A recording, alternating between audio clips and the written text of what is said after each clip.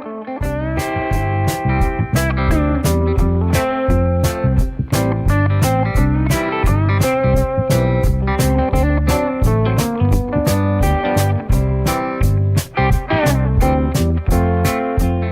saya Sunario, petani dari Desa Cangko, Kecamatan Tukdana, Kabupaten Indramayu.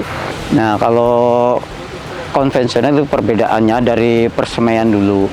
Dari persemaian kita sebelum ada IPH, kita itu nggak menggunakan abu sekam. Kalau di program IPA itu menggunakan abu sekam. Jadi di samping manfaat abu sekam itu untuk kompos, juga memudahkan kita untuk pencabutan pindah tanam dan akarnya pun lebih lebat dan putih. Nah, sebelum ada IPA itu kami konvensional itu tanam di usia 22 sampai 25 hari setelah semai.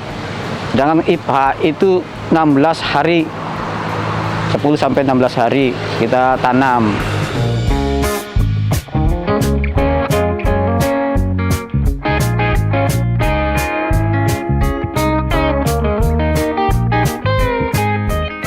Hasilnya pun lebih banyak daripada konvensional. Kalau IPA itu bisa mencapai 9 sampai 10 ton per hektar. Kalau konvensional itu cuman 7 ton sampai 8 ton per hektar. Jadi ada peningkatan lah untuk petani itu.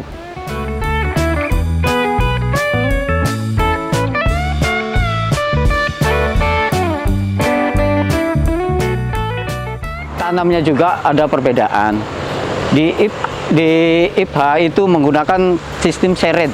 Nah, tanam dangkal. Kalau kita konvensional itu tanamnya itu sekitar 3 sampai 5 cm dari permukaan tanah. Nah, terus per rumpunnya juga kalau IPH itu menggunakan 1 sampai 2 batang. Nah, kalau kita konvensional itu 5 sampai 7 batang per lubang. Nah, terus perbedaannya lagi itu dari segi pengaturan air. Kalau di IPH itu ada parit di sekitar pematang sawah. Fungsi parit itu untuk memudahkan memasukkan air dan untuk membuang air. Nah, kalau IPH kan sistemnya itu intermittent, jadi 3 hari itu penggenangan, 3 hari kita buang. Sedangkan konvensional itu selalu penggenangan terus-menerus. Nah, dari manfaat pembuangan pengaturan air itu, jadi anakan produktifnya itu lebih banyak dibandingkan konvensional.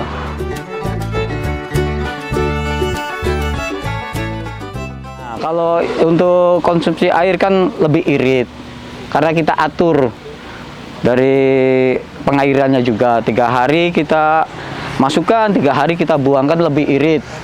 Dari kalau konvensional kan penggenangan terus menerus nih, jadi kan lebih banyak air.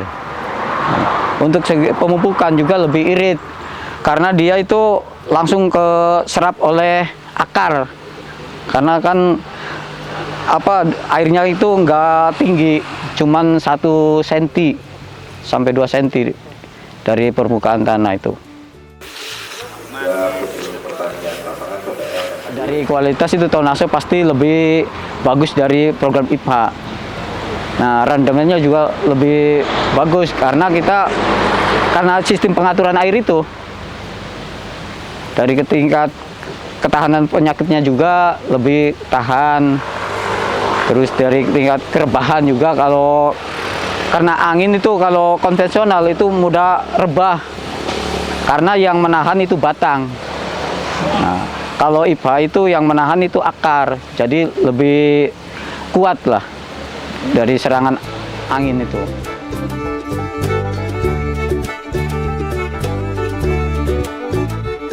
Kendalanya itu kan kita harus rutin nih untuk pengaturan air. Terus dari segi gulmanya juga mudah tumbuh karena dia itu kan sistemnya kan bursat lah kalau bahasa kita mah. Jadi penggenangan terus kita buang, otomatis kan gulma itu cepat tumbuh. Jadi perlu perlakuan ekstra juga untuk penanganan gulmanya.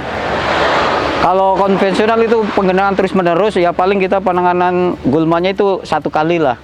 Nah, kalau sedangkan program IPA itu sampai 3 kali kita penyiangannya itu selama 1 musim. Terus dari tenaga tanam, kalau IPA karena kita kan baru nih, jadi ada lebih lah untuk membayar tenaga tanamnya. Karena kan belum terbiasa. Kalau sistem konvensional kan itu dalam banget, jadi kan orang mudah cepet jadi. Kalau kan IPA itu kan diseret, jadi kan masih baru ini orang jadi masih kaku lah. Jadi kita memerlukan biaya tambahan di situ.